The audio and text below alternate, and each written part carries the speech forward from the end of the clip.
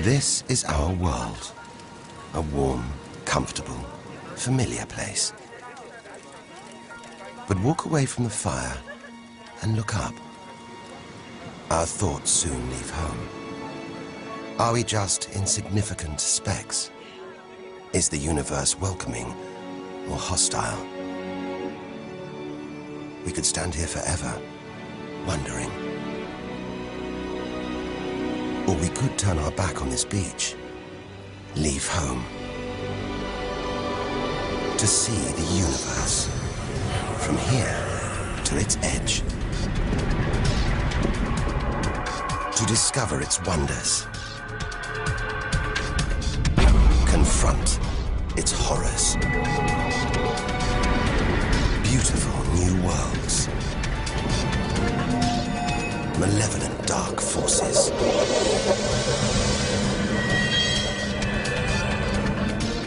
The beginning of time. The end of the world. Would we have the courage to see it through? Or would we run for home? There's only one way to find out.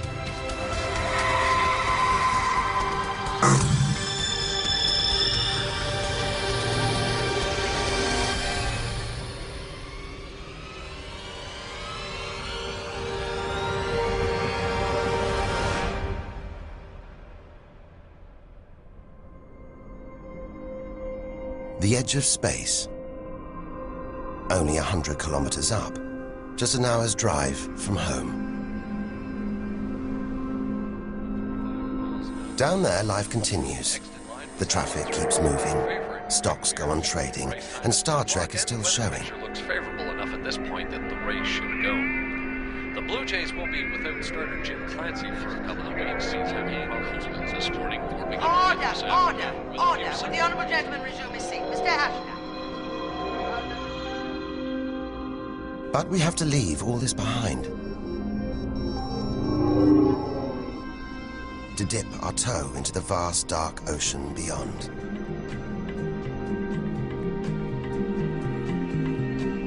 Into the shallows. Not too far from home. Onto the moon.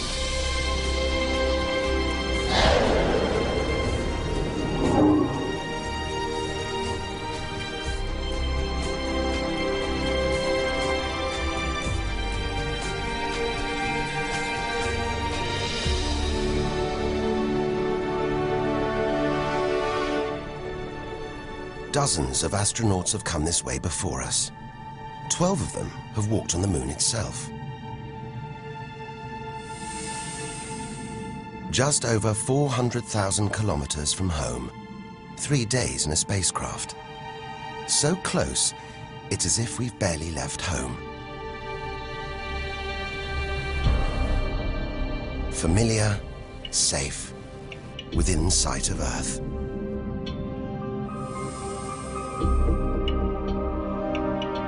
It looks like a deserted battlefield, bombarded by millions of meteoroids and asteroids. But it's quieter now. It's obvious there've been no major collisions for millions of years.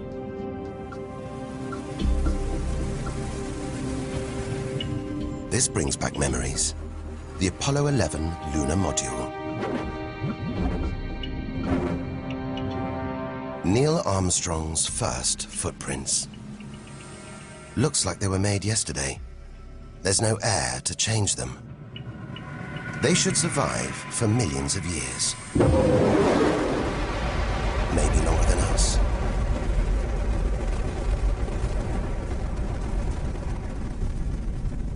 Our time is limited. We need to take our own giant leap.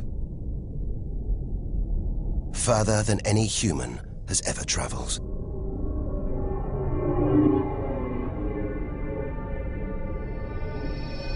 Out of the darkness, a friendly face. The goddess of love. Venus. The morning star. The evening star. Sometimes she welcomes the new day in the east, Others, she says goodnight in the west. The planet's spectacular yellow clouds reflect the sunlight. That's why this is the solar system's brightest planet. A sister to our planet. She's about the same size and gravity as Earth. We should be safe here. But the Venus Express space probe is telling us these dazzling clouds are made of deadly sulfuric acid, that the planet's atmosphere is choked with carbon dioxide. It's ringing alarm bells.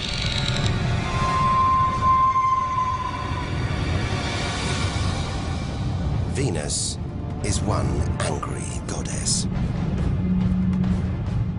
The air is noxious, the pressure unbearable, and it's hot, approaching 500 degrees Celsius. Stay too long, and we'd be corroded, suffocated, crushed, and baked.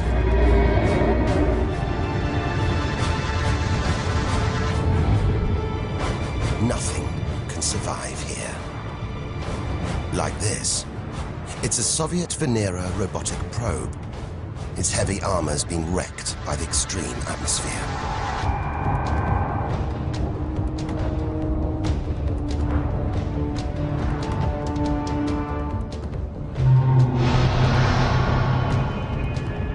So lovely from Earth, up close, this goddess is hideous.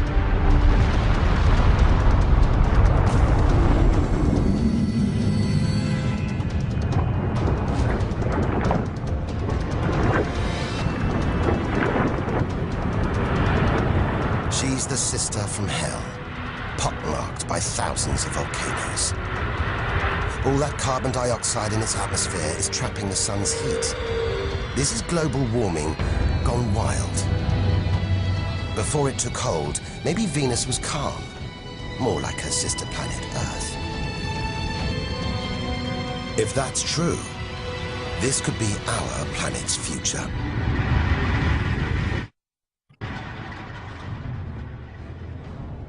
Beginning to think we shouldn't be out here, that we should turn back. But there's something hypnotic about the sun. Like Medusa, too terrible to look at, too powerful to resist, luring us onwards. On, like a moth to a flame. Dwarfed by, scorched by the sun, it's Mercury. Get too close to the sun, this is what happens. Temperatures swing wildly here. At night, it's minus 170 degrees. Come midday, it's 400 plus. Burnt, frozen, and look at those scars. A sign that Mercury had a violent past. The Messenger space probe. It's telling us something strange. For its size, this little planet has a powerful gravitational pull. It must be heavier than it looks. It's like a huge ball of iron, covered with a thin veneer of rock, the core of what was once a much larger planet. Maybe a stray planet slammed into Mercury, blasting away its outer layers in a deadly game of cosmic pinball. Whole planets on the loose, destroying anything in their path, even entire planets. And we're in the middle of it. Vulnerable, exposed, small. Everything is telling us to turn back. But who could defy this? The sun, in all its mesmerizing splendor. Our light, our lives. Everything we do is controlled by the sun, depends on it. And more than that, it's the Greek god Helios driving his chariot across the sky. The Egyptian god Ra, reborn every day. The summer solstice sun rising at Stonehenge. For millions of years, this was as close as it got to staring into the face of God. 150 million kilometers from home, a 20-year journey by plane.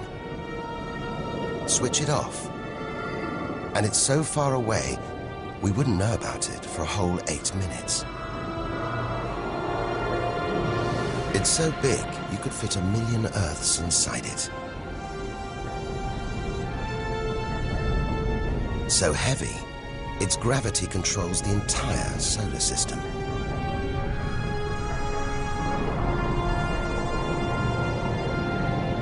But who needs numbers? We've got the real thing.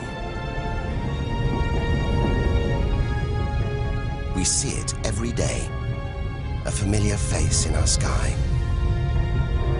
Up close, it's unrecognizable. A turbulent sea of incandescent gas. The thermometer rises to over 5,000 degrees. Down in the core, it's got to be tens of millions of degrees.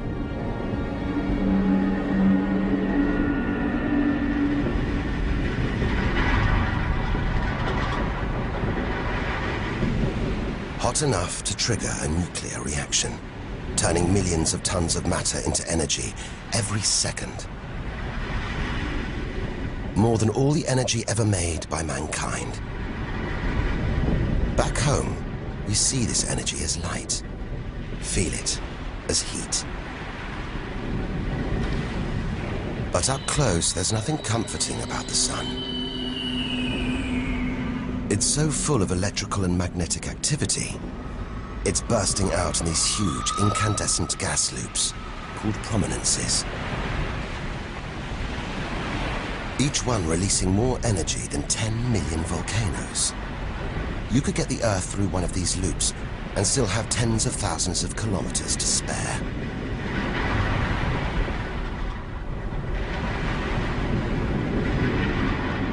And where they burst through, it's exposing the cooler layers below, making sunspots. They're a fraction cooler than their surroundings. It's why they look black, but they're still hotter than anything on Earth. And they're massive, too. Some of these are at least 50,000 kilometers across. A solar flare. A superheated stream of electrified gas blasting deadly radiation out into space. But one day, all this will stop. The sun's fuel will be spent.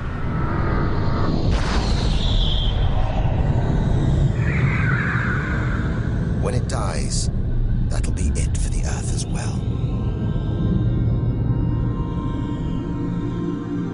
This God creates life and destroys it, demands we keep our distance.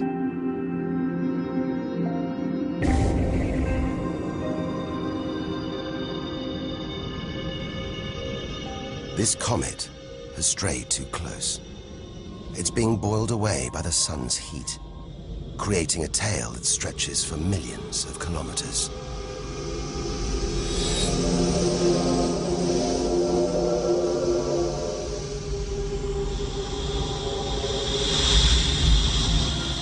It's freezing in here.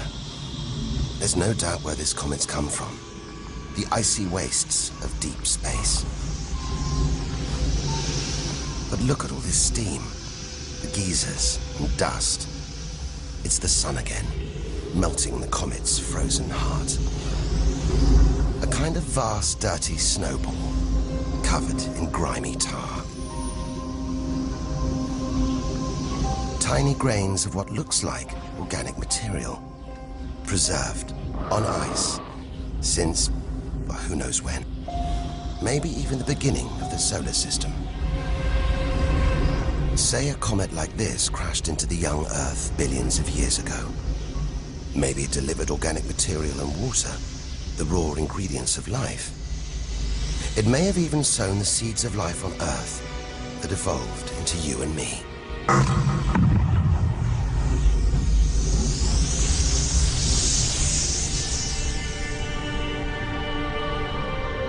But say it crashed into the Earth now. Think of the dinosaurs, wiped out by a comet or asteroid strike. It's only a question of time. Eventually, one day, unless we can find a way to protect ourselves, we'll go the way of the dinosaurs. The Earth is safe. For now. But if life on Earth was obliterated, we'd be stuck out here, homeless, adrift in a hostile universe. We'd need to find another home. Among the millions, billions of planets, there must be one that's not too hot, not too cold, with air, sunlight, water, where, like Goldilocks, we could comfortably live.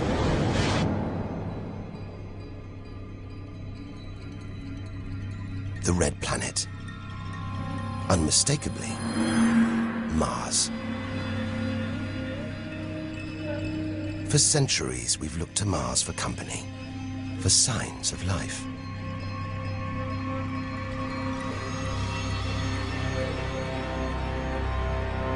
Somewhere down there could be extraterrestrial life. But are we ready to find it?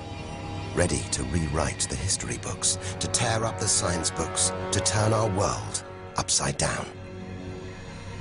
What happens next could change everything.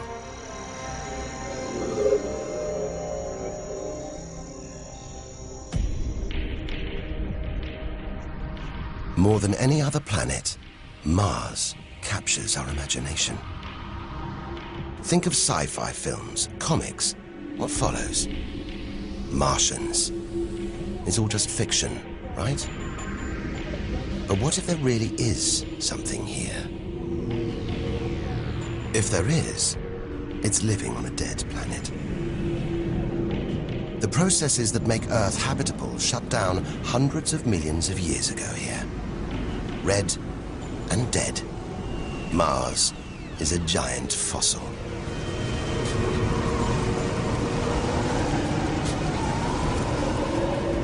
Something's alive. A dust devil.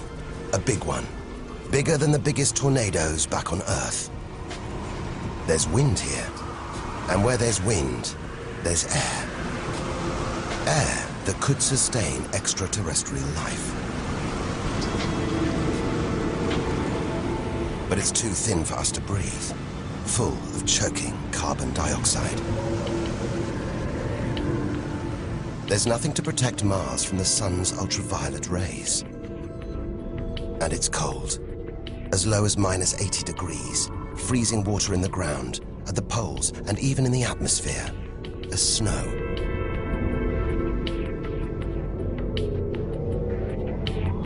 It's hard to believe anything could live here. But on Earth, there are creatures that survive in extreme cold, heat, and even in the deepest ocean trenches. It's as though life is a virus. It adapts, spreads.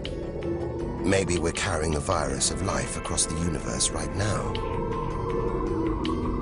Even in the most extreme conditions, life usually finds a way.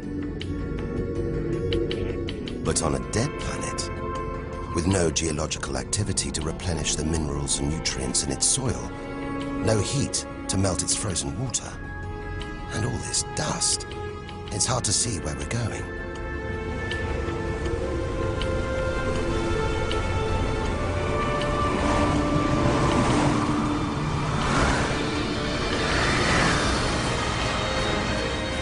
But we can't miss this. Olympus Mons. A vast, ancient volcano. 3 times higher than Everest. So wide, it would stretch almost all the way across Spain. Since its discovery in the 1970s, it's been declared extinct.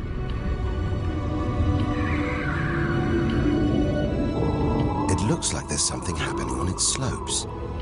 It's as though lava has been flowing. But any lava flows should be long dead, obliterated by meteorite impacts. Unless this monster isn't dead after all.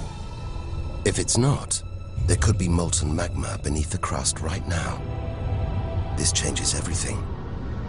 Volcanic activity could be melting frozen water in the soil, recycling minerals and nutrients, creating conditions for life to exist.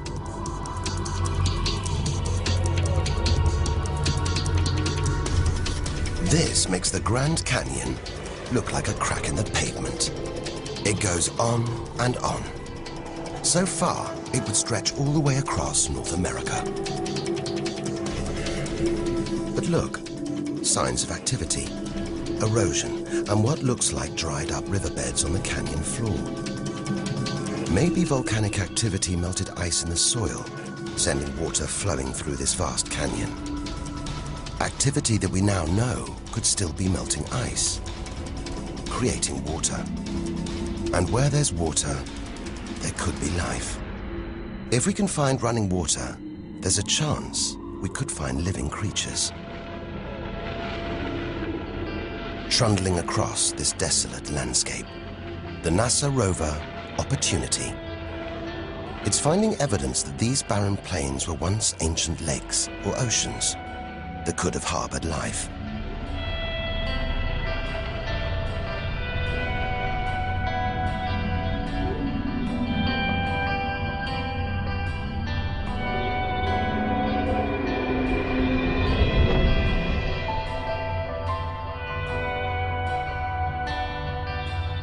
Look at these gullies. When probes orbiting Mars pass over them, they keep spotting new ones. More proof that Mars is alive and kicking. That there may be water flowing beneath the surface, creating these gullies. Water which could be sustaining Martian life.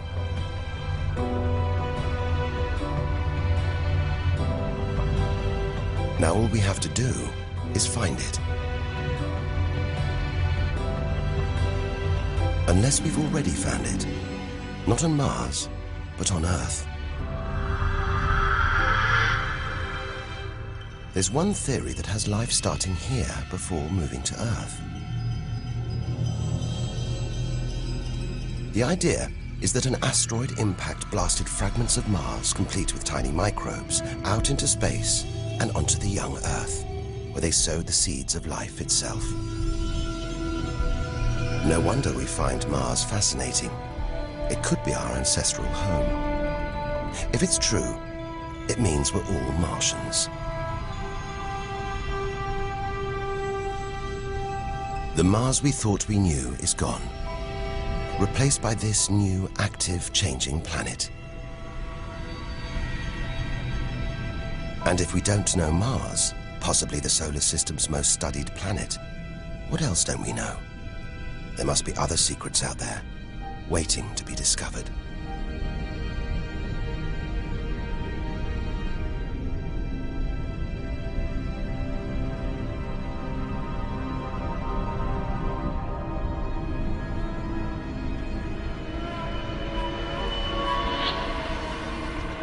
This is getting scary.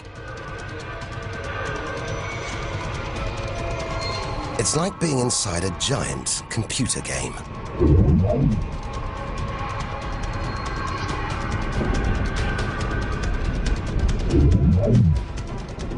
But these are all too real. Asteroids, some of them hundreds of kilometers wide.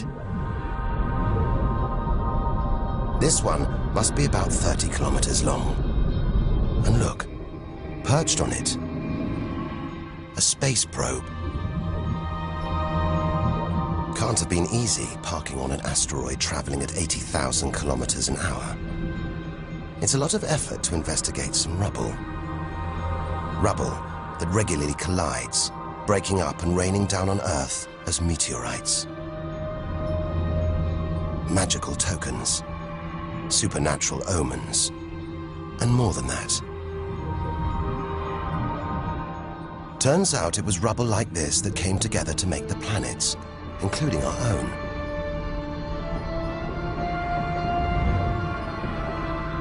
So by dating the meteorites we find on Earth, we know the planets were born 4.5 billion years ago.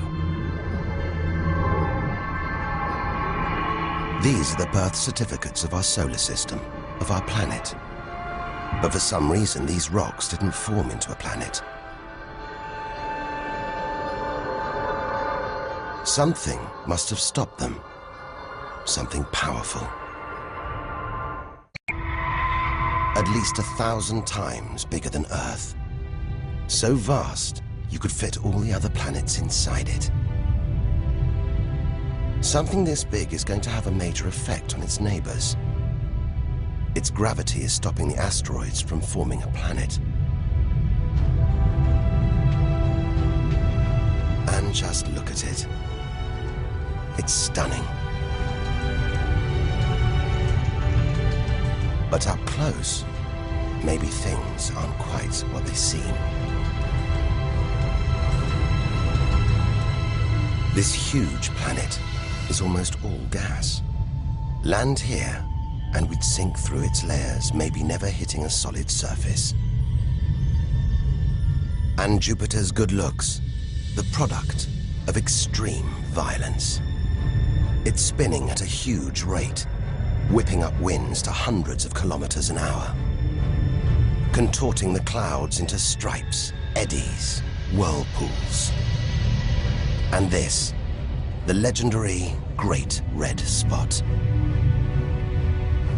The biggest, most violent storm in the solar system.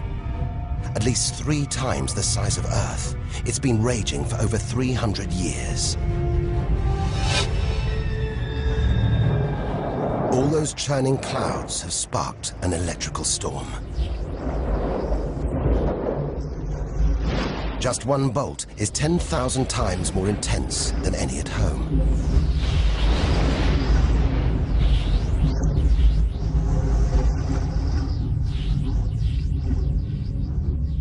It seems the best place, the safest place to see Jupiter is from a distance.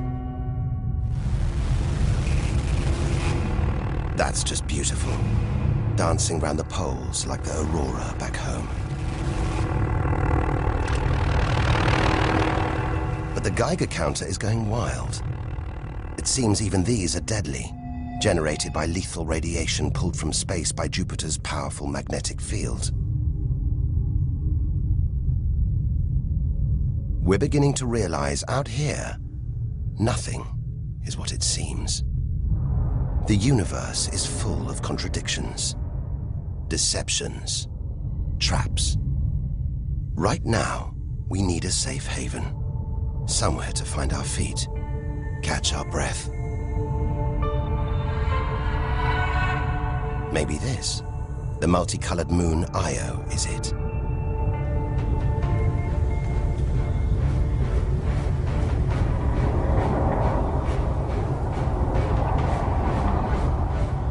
Those pretty colors, a molten rock, sulfur, volcanoes, spewing burning hot ash and sulfur hundreds of kilometers into the air. This is no safe haven. This is the most volatile place we've seen since the sun. Our magical journey to the edge of the universe is turning into a desperate flight. We've got to keep believing, hoping that amidst the dangers, there are wonders waiting to be discovered.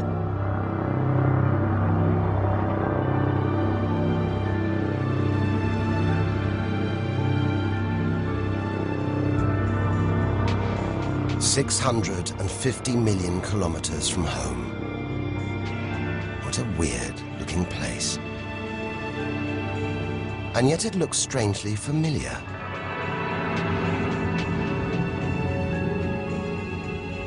A bit like the Arctic with all that ice, all those ridges and cracks.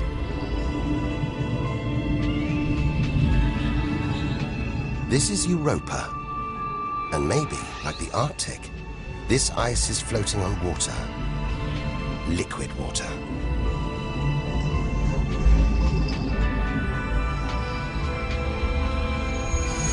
It's an intriguing thought. But we're 800 million kilometers from the sun. Surely Europa is frozen solid.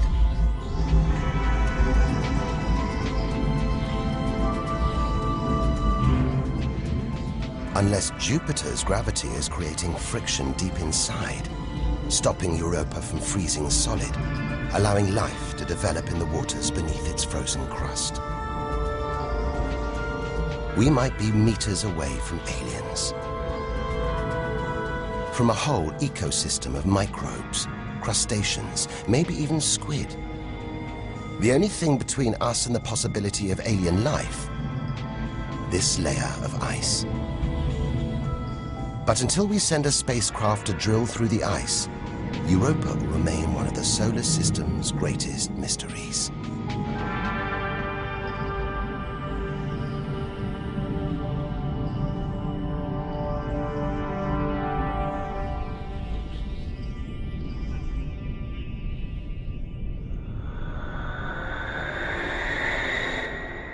It's captivated our imaginations, haunted our dreams.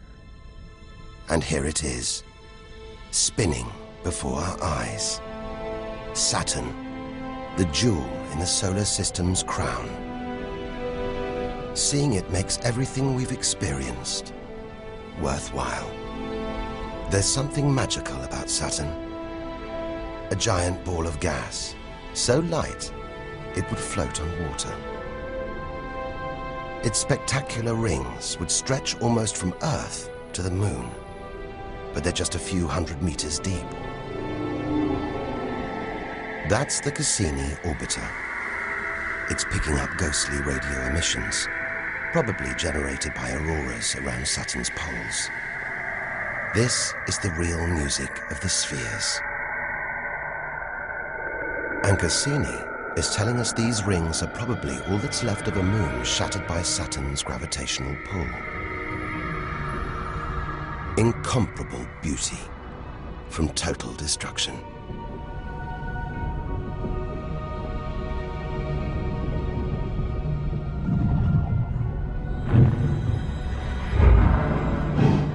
Billions of shards of ice, some as small as ice cubes, others the size of houses. They collide, break apart, reassemble. It's like a snapshot of our early solar system, as dust and gas orbited the newly born sun, and gravity worked its magic, pulling the lumps together until from debris like this, our home emerged.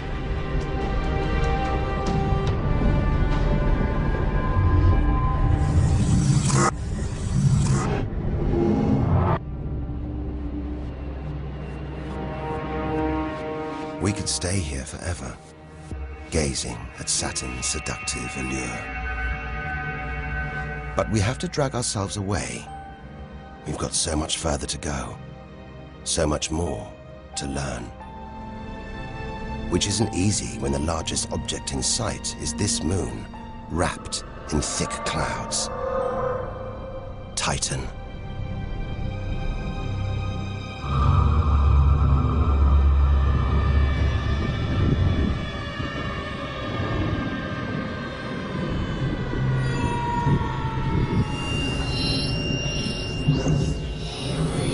It seems like there's an atmosphere down here. There's wind, rain, even seasons. And look at these rivers, lakes and oceans. It's the most similar place to Earth we've seen so far. Maybe it was worth tearing ourselves away from Saturn after all. Except that's not water. That's liquid natural gas. There must be hundreds of times more natural gas here than all the Earth's oil and gas reserves.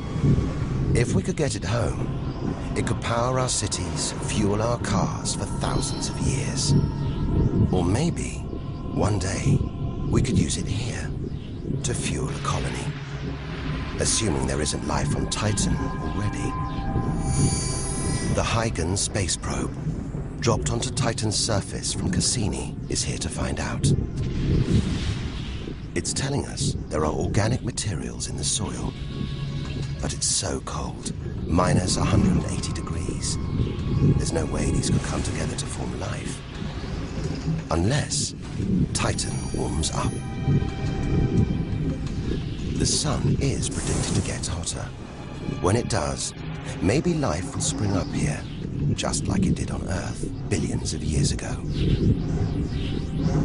As the Earth gets too hot for us, maybe we'll move to Titan. One day we might call this distant place home.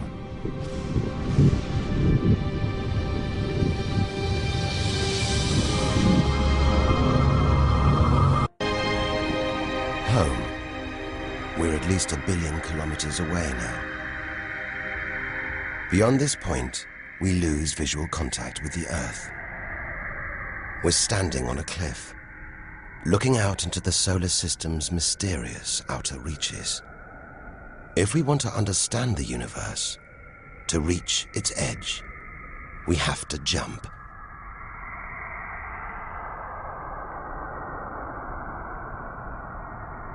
Unseen from Earth, unknown for most of history, we're in the solar system's outer reaches.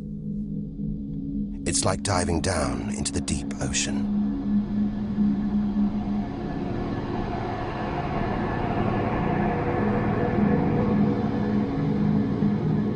Those rings. It looks like Uranus has been tilted off its axis, toppled over by a stray planet.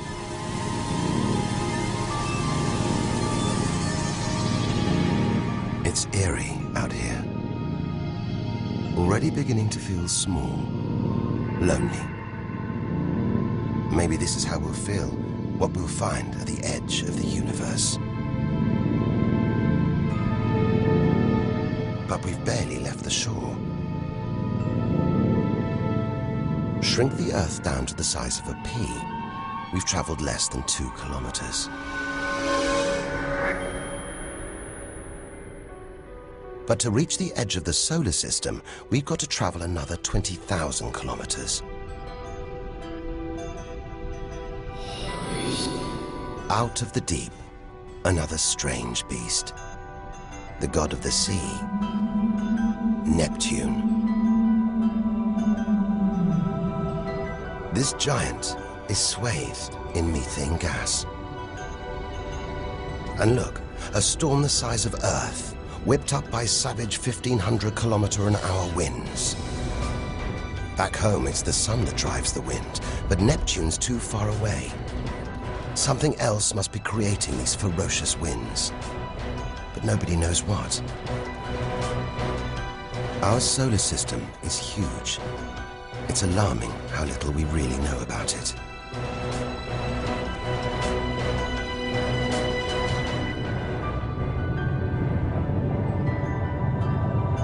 Plunging deeper, something to cling to. After all those balls of gas, a solid moon. Triton. Solid, but not stable. Just look at these geysers, cosmic chimneys pumping out strange soot. And this moon is going round Neptune in the opposite direction to the planet's spin.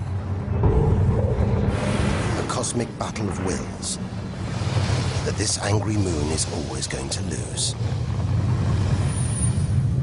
Neptune's massive gravity is pulling on Triton, slowing it down, reeling it in.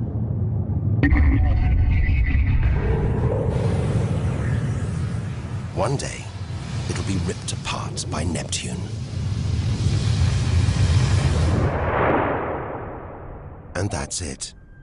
No more moons, no more planets to see in our solar system. It's getting colder. We're getting further from the sun, slipping from the grip of its gravitational tentacles. But look at all this. It's not a void. It's teeming with frozen rocks, icy spheres, like Pluto. Until recently, it seemed Pluto was alone. Beyond it, nothing. We were wrong. More frozen worlds. Discoveries so new, nobody can agree what to call them. Plutinos, ice dwarfs, cubanos. Whatever the name, the implications are the same. Our solar system isn't the neat model we thought it was.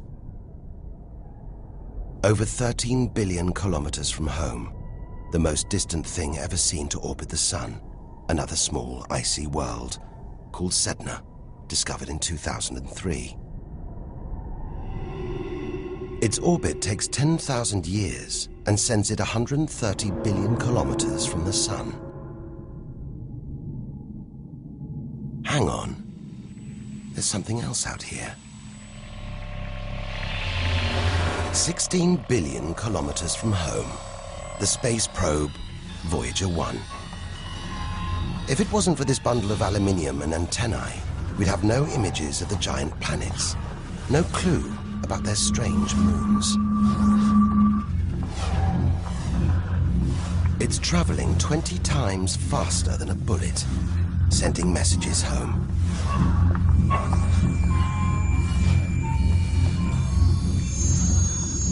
And look, on its side, that gold panel, a kind of intergalactic message in a bottle. There's a greeting recorded in different languages. Hola y saludos a todos. And a map showing how to find our solar system. But if you're in the jungle, is it wise to call out? Anyone, anything could hear our call, find out where we live, and come knocking. Friendly or not. A cloud of cosmic icebergs stretching for what seems like forever. They look like the comet we saw earlier. Maybe it started life out here, until something dislodged it, sending it towards the sun, just like the comets that may have planted life on Earth billions of years ago. And seeing all this ice, maybe they carried water to Earth too. It's an astonishing thought. The water in the oceans, in your coffee, even in your body, all from this distant celestial ice machine.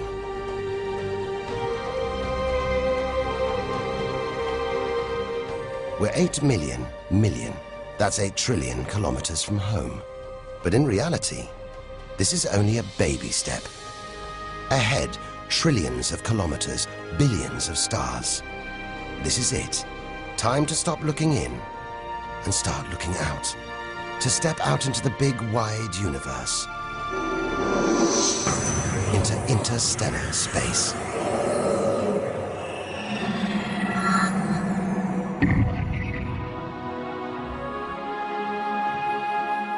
Interstellar space. Far beyond our solar system. What a view. Billions of stars like our own sun, many with planets, many of those with moons.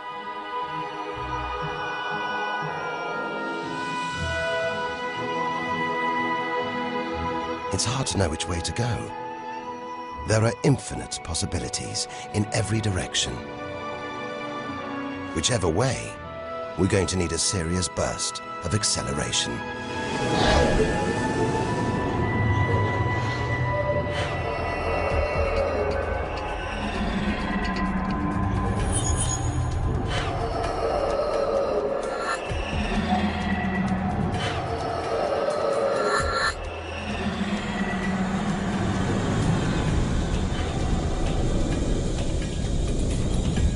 $40 trillion kilometers from home. 150,000-year ride in a space shuttle. And we've only just reached the first solar system after our own. Alpha Centauri. Not one, but 3 stars. They're spinning around each other, locked in a celestial standoff. Each star's gravity attracting the other, their insane orbital speed keeping them apart.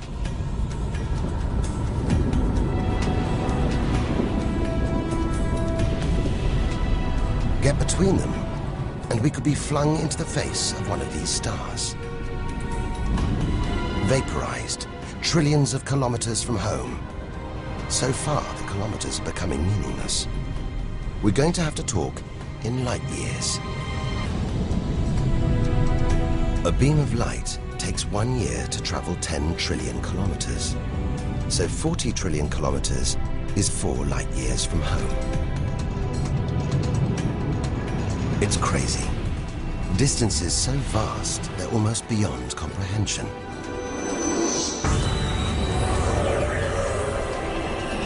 And exciting. Who knows what strange worlds lie ahead? What we'll discover when, if we reach the edge of the universe.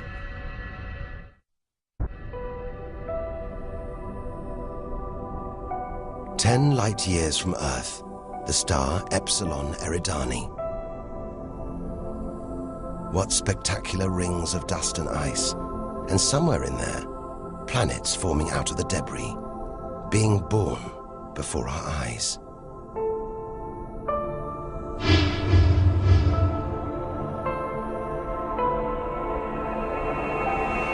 Asteroids and comets everywhere.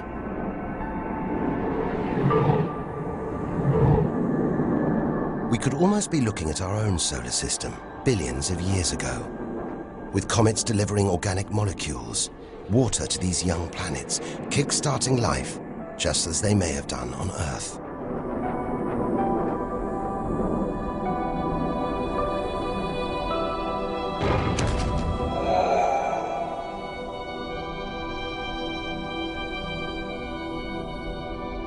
At the center of all this action, a star smaller than our sun. It's still in its infancy. Any life in this solar system would be primitive at best.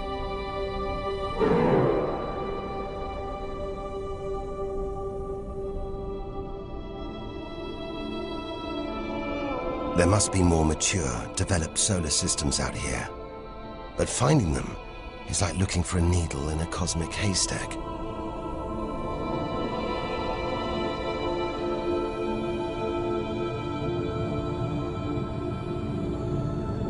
"20 light years from Earth. Star Gliese 581.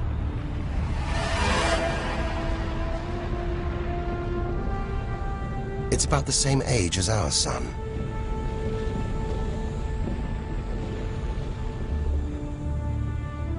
And orbiting it, this planet. It's just the right distance from its sun. Any closer and water would boil away. Any further and it would freeze. Ideal conditions for life to have evolved.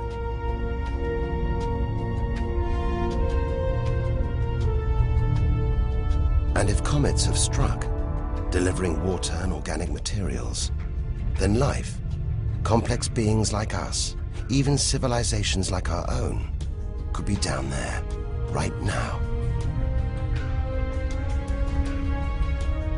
And if there are, even at this distance, they could be tuning into our TV signals, watching shows from 20 years ago.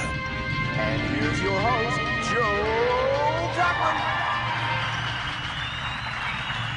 But until future generations can find a way of communicating over these vast distances, all we can do is speculate. Us and them, living parallel lives, unaware of each other's existence. Unless life has been and gone.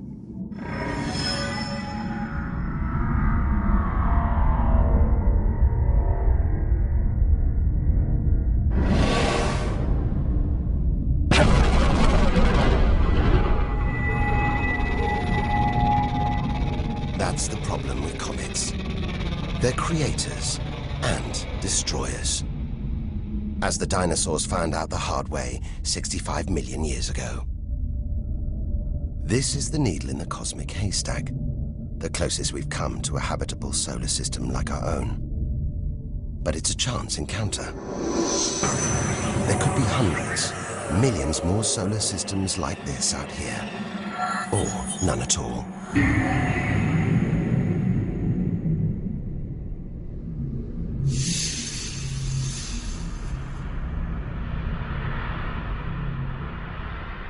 This is vast. And look, it's the planet Bellerophon.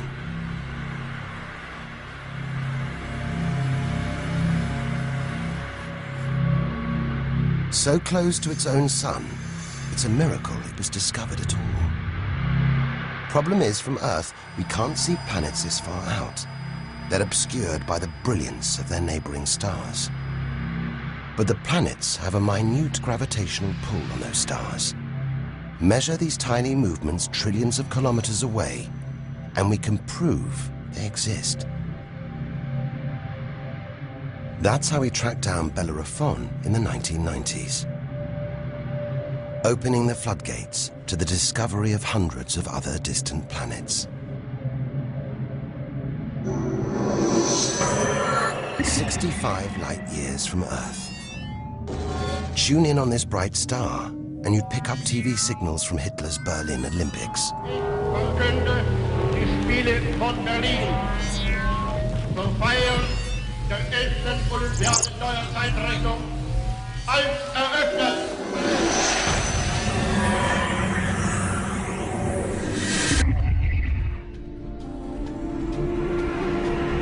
Twin stars.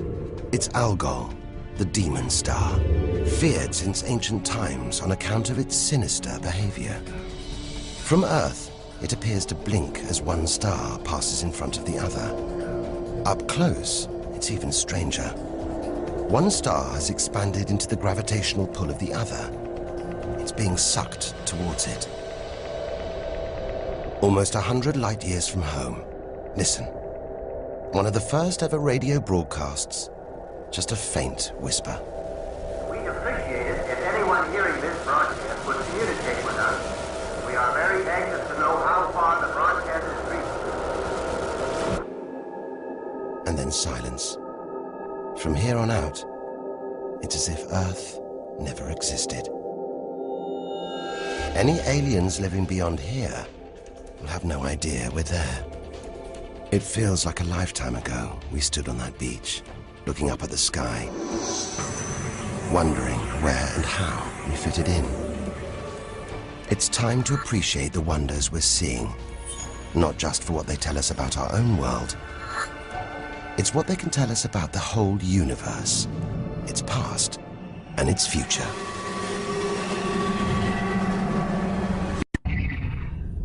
Deep inside our galaxy, the Milky Way, a vast celestial library, each star a book with a story to tell.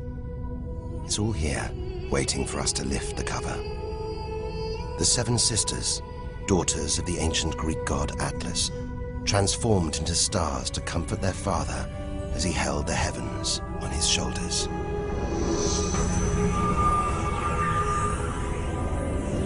And this giant, Betelgeuse. The brightest, biggest star we've seen so far. It's got to be at least 600 times wider than our own sun.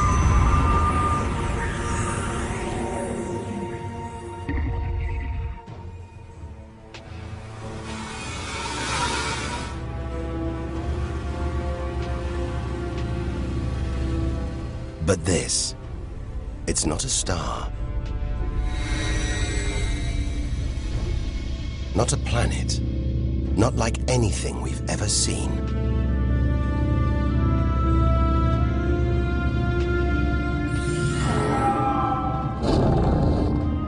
A ghostly spectre, more than 1,300 light years from Earth. Orion's dark cloud.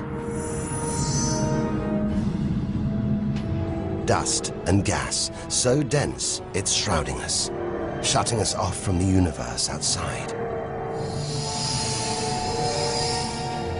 There, deep inside, a ball of light, pulling the dust and gas towards it, heating up, merging into a ball of burning, hot gas.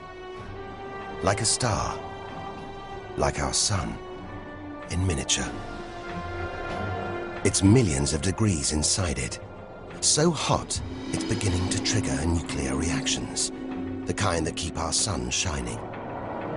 Making energy, radiation, light. A star is being born.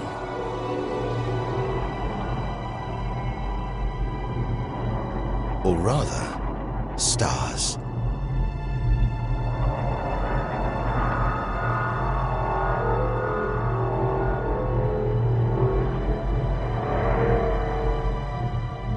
Orion's dark cloud is a vast star factory. We're witnessing the birth of the future universe.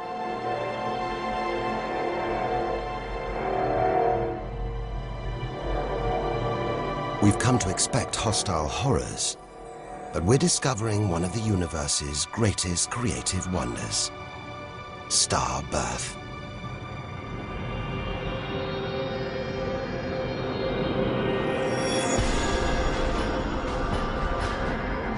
Perhaps we spoke too soon.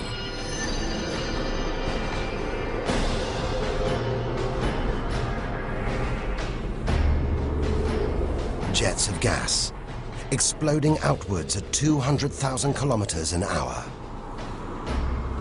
blasting dust and gas out for millions of kilometers.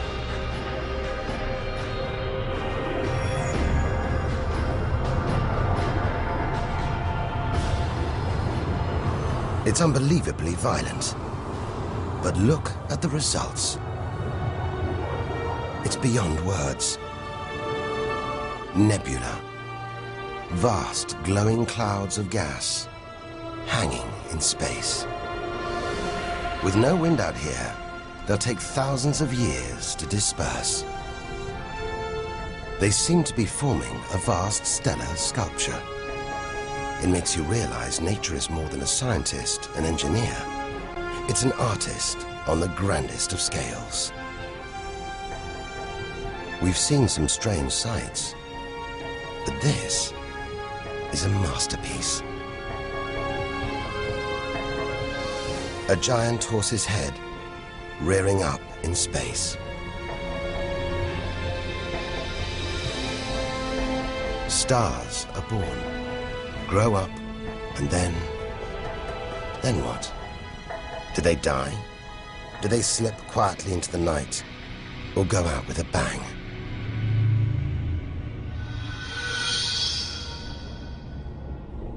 Somewhere between here and the edge of the universe lies the answer.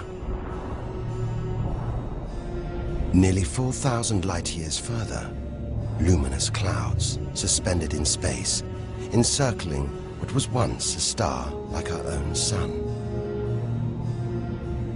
All that's left of it are these brightly colored gases. Elements formed by nuclear fusion deep inside the star, released into space on its death.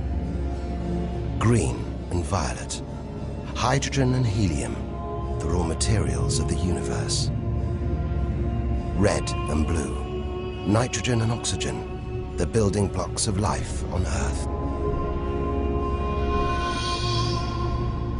For us to live, stars like this had to die.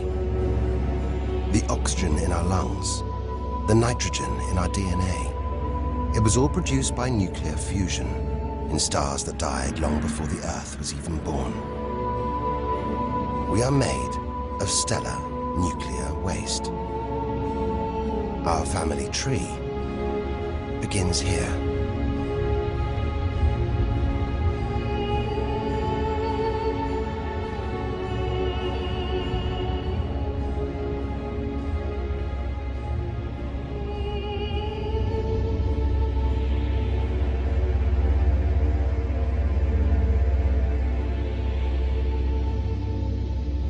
At its heart, the ghost of a star.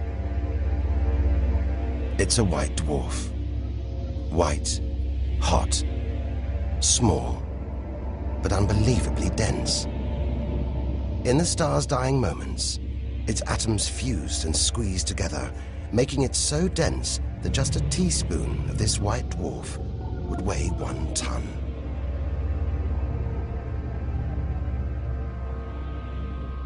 It's a chilling premonition of our sun's fate.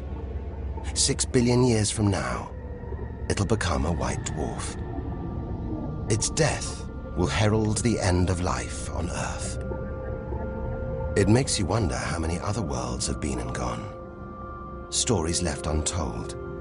Celestial books lost forever.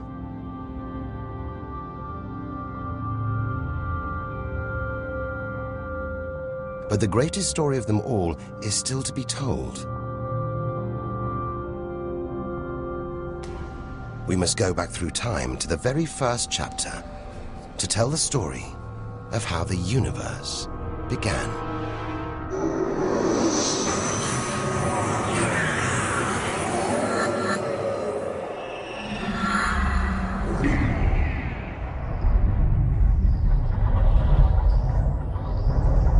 The scattered remains of a dead star. A nebula, the Crab Nebula. We're 6,000 light years from home, deep inside a stellar graveyard. We've learned so much, seen things we'd never have believed possible. Now, sights like this, wonders once beyond imagination, we take in our stride. We're ready. Ready to face whatever lies ahead. Determined to reach the edge of the universe. It looks dead, but maybe this is just the calm after the storm. After a massive explosion. Powerful enough to turn a huge star into a cloud of dust and gas. A supernova.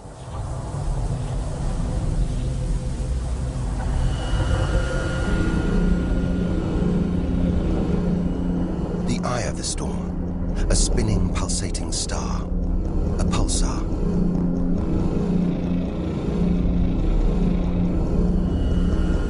Gravity must have squeezed the giant star's core down to this. It's just 20 kilometers across, unimaginably dense. One pinhead of this would weigh hundreds, maybe millions of tons. As it shrank, like a figure skater spinning on the spot, arms outstretched, then pulling them in, it began to spin faster. 2 beams of light, energy, radiation, spinning 30 times a second, powering the huge cloud of dust and gas. There's so much radiation here, more even than on the sun.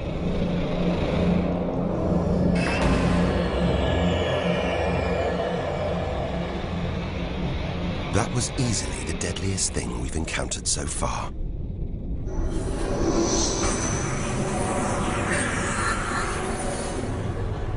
Once, it would have terrified us.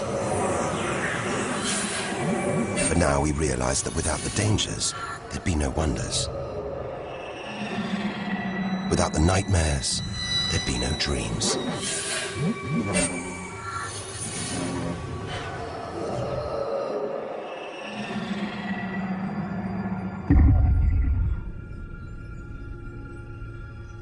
Getting a strange sensation. A feeling, as though there's something bad out here. A malevolent presence. The one thing we didn't want to encounter. Impossibly black, blotting out the stars behind it. We are staring into the face of extinction. The remains of a giant star. A black hole. Instead of contracting to a white dwarf or a pulsar, it just kept on going. Shrinking until it got so small, it's just a few kilometers across. Far denser than a pulsar and impossible to resist.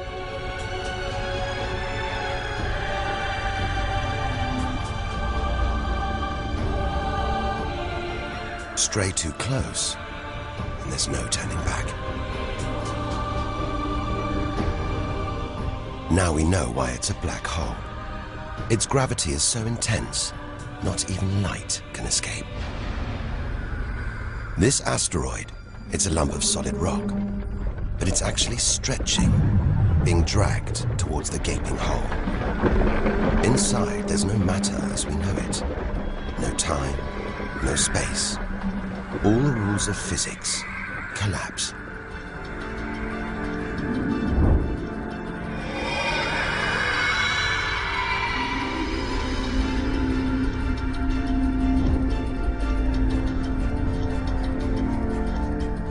The asteroid is gone. Truth is, nobody really knows where. We're looking at the limit of human understanding. There could be millions of black holes creeping around our galaxy. More perhaps than all the stars in the sky. But we wouldn't see them until it was too late.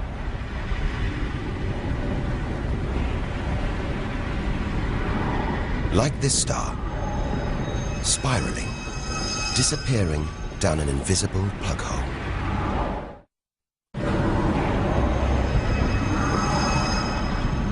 Who's to say we don't live inside a vast black hole? That the whole universe isn't inside one right now, inside another universe. Think about it for too long, and your mind reels. Sometimes it feels like the more we see, the less we know. But we do know our galaxy is more complex and more dangerous than we ever imagined. And we're still in our own galaxy, the Milky Way. The vastness of the universe beyond still lies ahead. The wonders, the dangers, the secrets, they're out there. But first, we've got to find a way out of the Milky Way.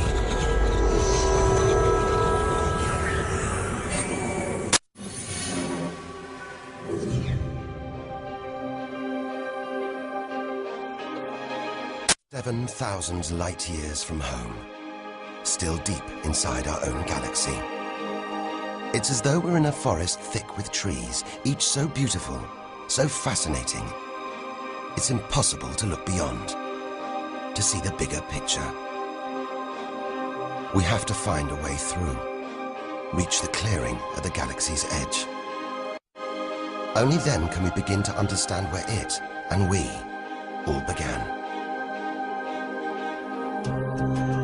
But faced with sights like this, it's hard to leave. A colossal glowing cloud topped by these great towers of dust.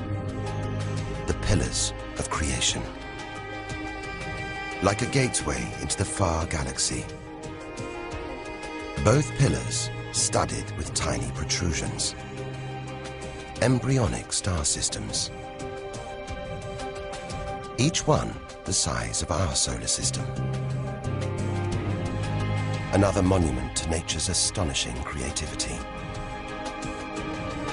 We have to ignore its captivating beauty, its siren song, tear ourselves away in order to carry onwards towards the edge of the galaxy.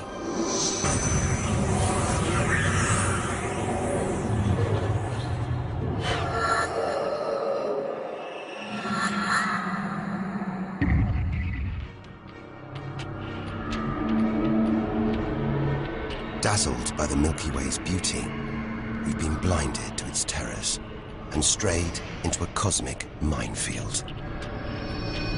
Like an explosion in slow motion, giant clouds of gas are bursting out of this star. A massive star, millions of times brighter than our sun. It's going into meltdown. The fuel that sustains it is running out. The nuclear reactions that power it winding down.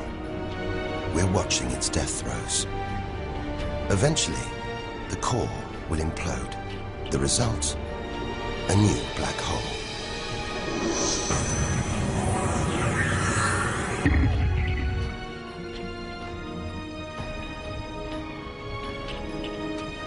An even bigger, dangerously unstable star. But this one's about to explode. And when a star this big dies, it's 100 times more violent than a supernova. Somehow we've stumbled into the most violent star death imaginable. A hypernova.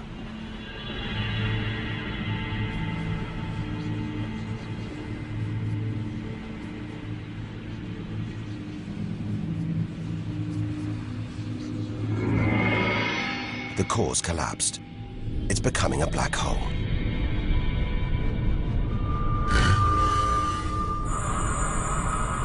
And that's the shockwave, surging through the star, ripping its outer layers into space.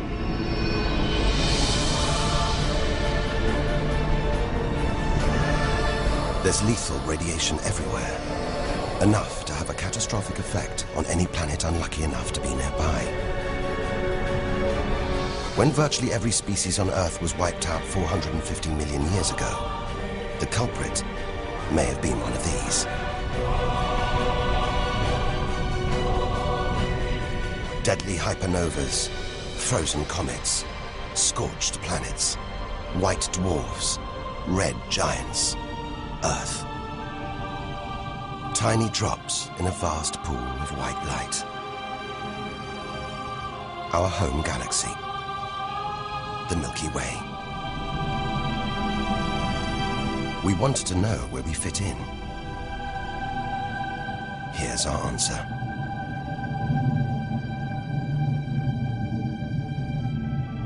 Civilizations, past and present. Everyone that's ever lived. The smallest bug, the highest mountain, all of it invisible, not even a tiny speck.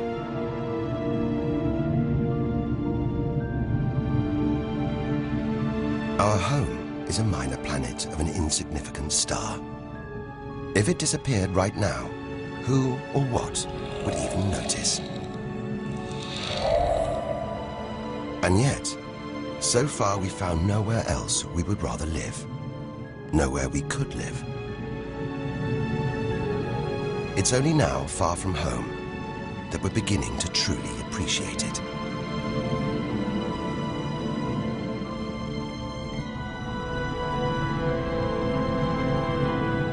Look at all these stars. Hundreds of thousands of them.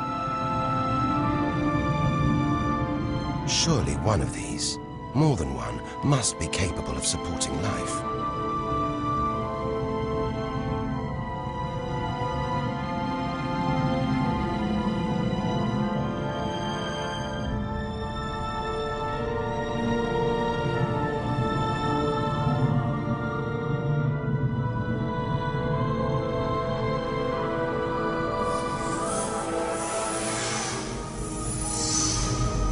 Maybe here, in this swarm of stars, the Great Cluster.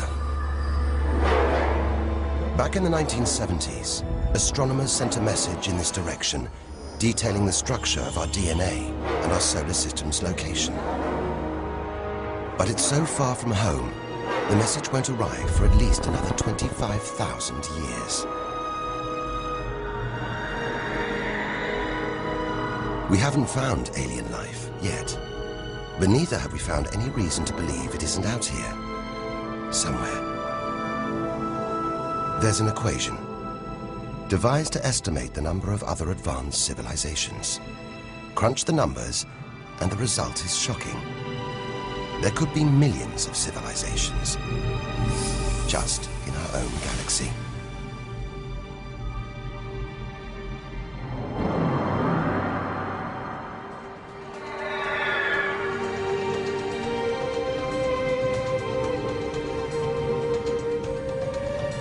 Everything we have seen so far is inside the Milky Way.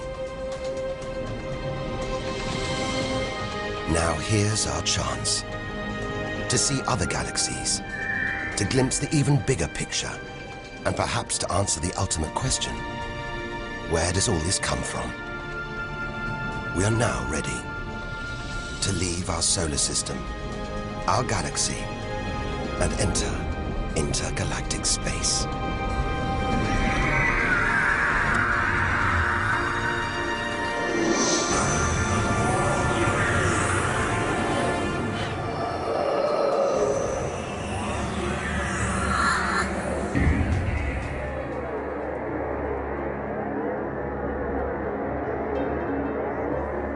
Beyond the Milky Way, through the vast expanse between galaxies, against all the odds, we've made it to intergalactic space.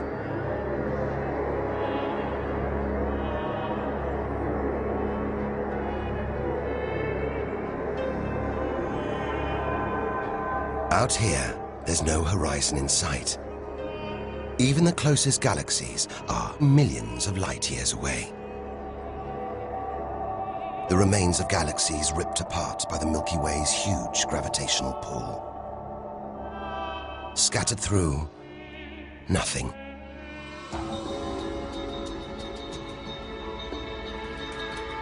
This is as close as the universe gets to a perfect vacuum. But even this isn't totally empty. There are thin wisps of gas, fine traces of dust, and something else. Dark matter. So mysterious we can't see it, feel it, taste it, touch it, or even measure it. Yet so common, it could make up over 90% of all the matter in the universe. If dark matter does exist, it means there's no such thing as empty space. Even out here, we're surrounded by matter. We only know it exists because of the strange hold it exerts on galaxies, like this one, the Large Magellanic Cloud.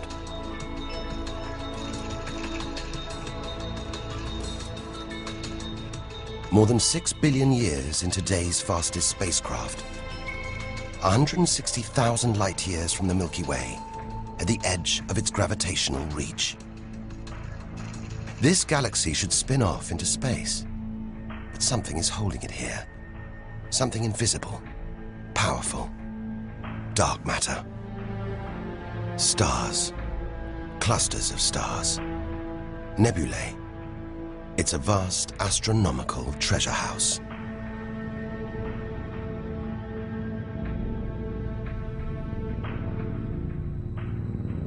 But look at this. It's like a string of gleaming pearls. It's a fireball, expanding out from what must have been a massive explosion, a supernova. So bright that when light from the explosion reached the Earth in 1987, it was visible with the naked eye. And so violent, it triggered a string of nuclear reactions, forcing atoms together, creating new elements. Gold, silver, platinum, blasting them out into space.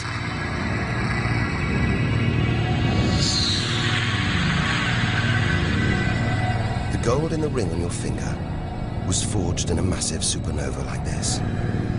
Trillions of kilometers away, billions of years ago. Before we left home, the universe seemed separate. Something out there, up in the sky. We were wrong. The story of the universe is the story of every one of us.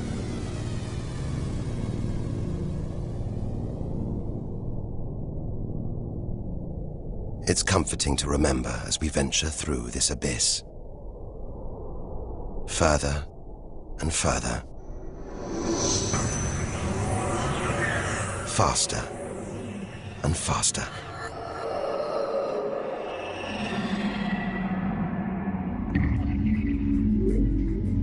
The Andromeda Galaxy, 2.5 million light-years away. It's moving through space at nearly 1 million kilometers an hour. Everything in space is moving apart like shrapnel from an explosion. We're seeing this galaxy as it was when our ape-like ancestors first walked across the African plains.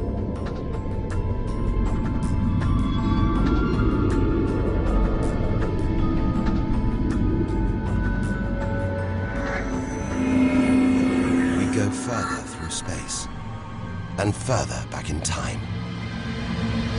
This doesn't look right. A whole galaxy exploding. The only thing large enough to cause an explosion on this scale has to be another galaxy. It looks like the end of the world, but we've seen enough to know things are never that simple. This galaxy won't die. It'll be reborn. A new shape, perhaps even new stars. As dust and gas collide, creating friction, shockwaves, triggering the birth of stars.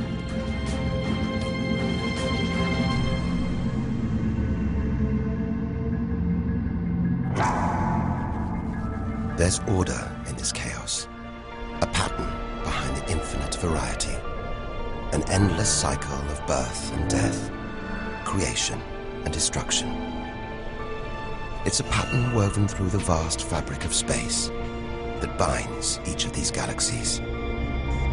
There are billions of galaxies in the universe, each with billions, even trillions of stars. Possibly more stars than there are grains of sand on all the beaches on Earth. And all of these are just the stars that exist now. What about the stars that have been and gone? All the stars being born, yet to be born. We're finally beginning to see the big picture, and it's grander than we ever imagined.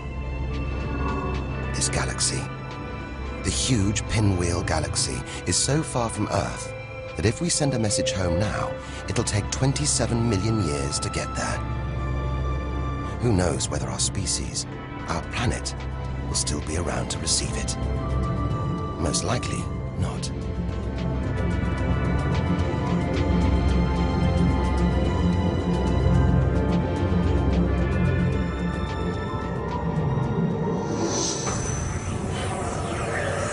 We travel on, back through time. Past the point where the dinosaurs were wiped out. Past the moment where the first creatures clambered onto land.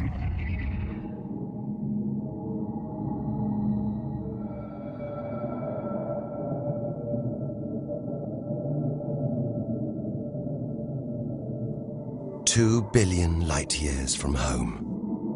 Closing in on the edge of the universe, going back to the beginning of time.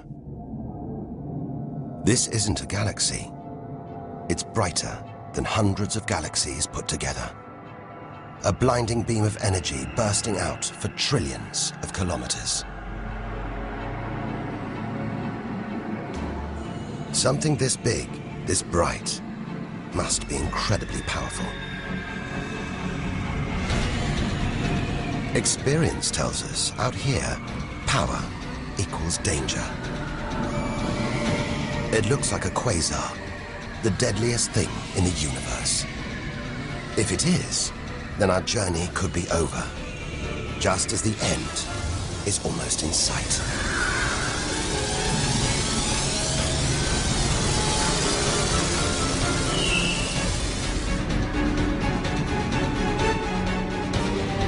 The deadliest, most powerful thing in the universe. A quasar. A swirling cauldron of super hot gas, brighter than hundreds of galaxies.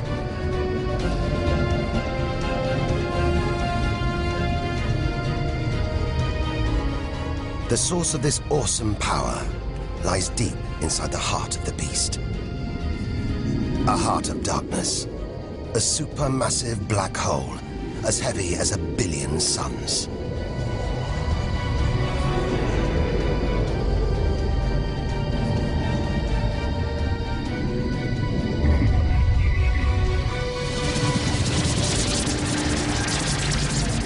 It's ripping apart whole stars, sucking their gases into the quasar, devouring them, until they're nothing, lost forever from the visible universe.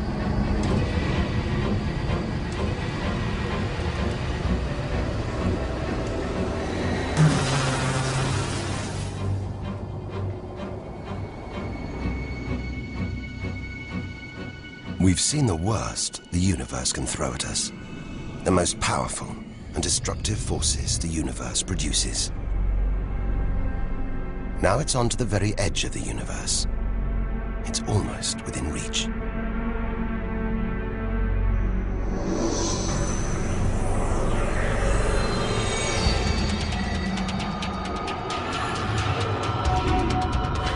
We'll need to go further, go faster if we're to cross the final reaches of the known universe.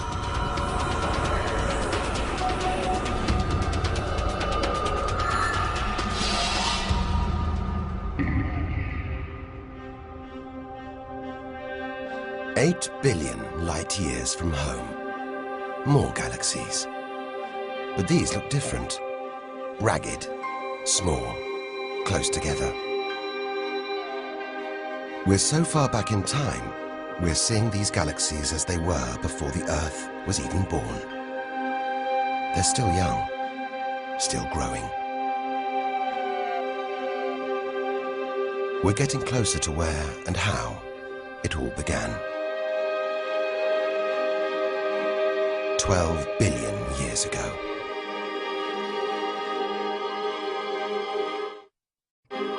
Look at the galaxies now. They're more like primitive plankton floating in a vast, dark ocean.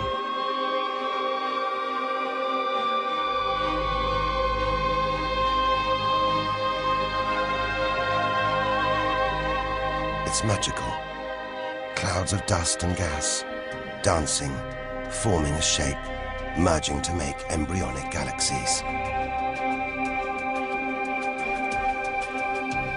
This is how our own galaxy was born.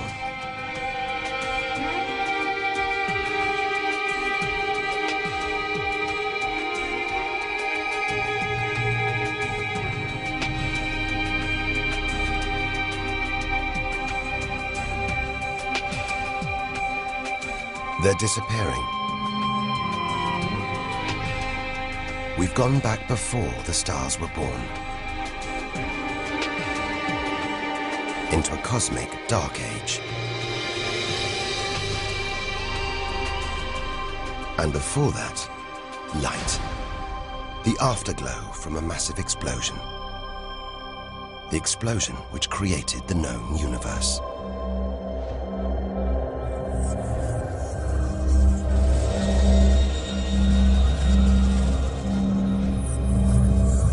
We're almost there.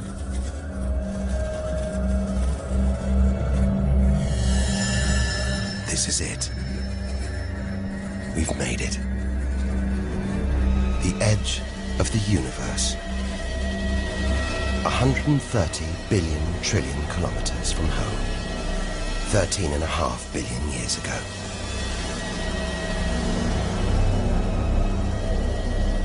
The very instant of the Big Bang. The most violent, most creative moment in history.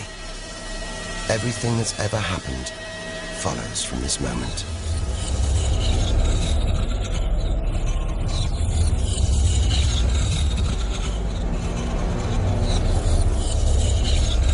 Every religion, every culture has pondered it.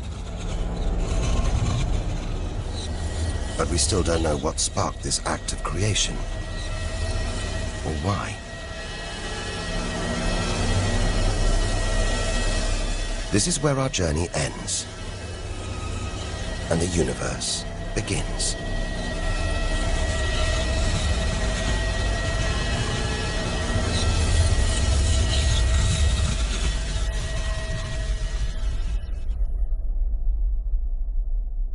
An infinitely hot, small, dense point erupts.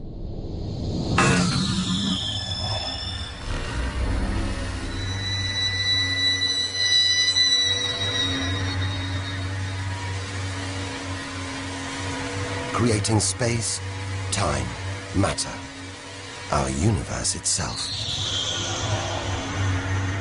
First, it's the size of a subatomic particle.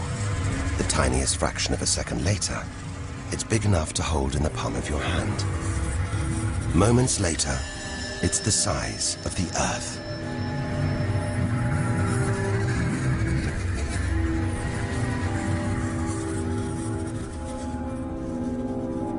Today, the light from the Big Bang is still spreading out as a hiss of radio static. Your TV aerial picks it up. You can see it as static on an untuned TV.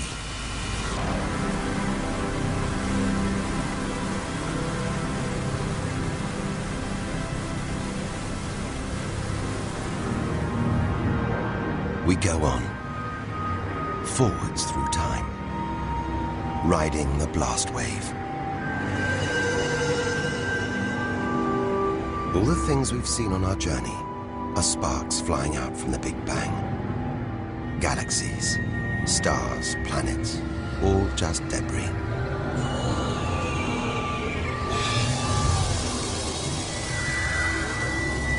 back through our galaxy.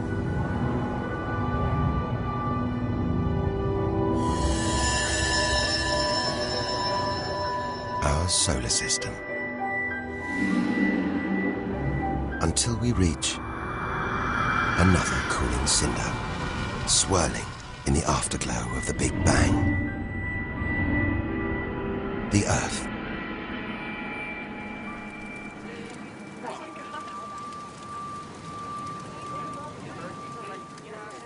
We had to go back to the past to see our future.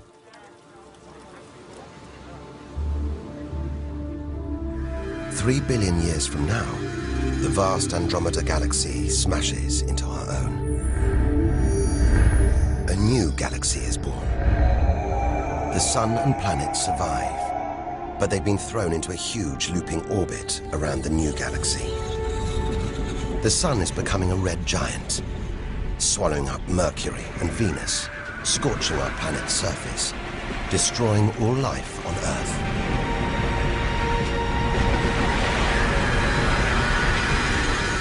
The sun dies, shrinking to a white dwarf. Neighboring stars are dying too, being replaced by white dwarfs, pulsars, black holes. The lights are going down on the galaxy.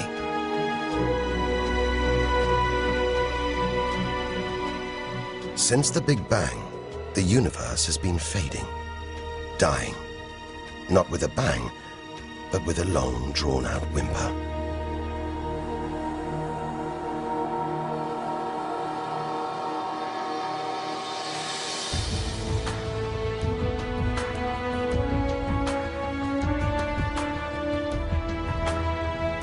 But there could be a way out, an escape route from our dying universe.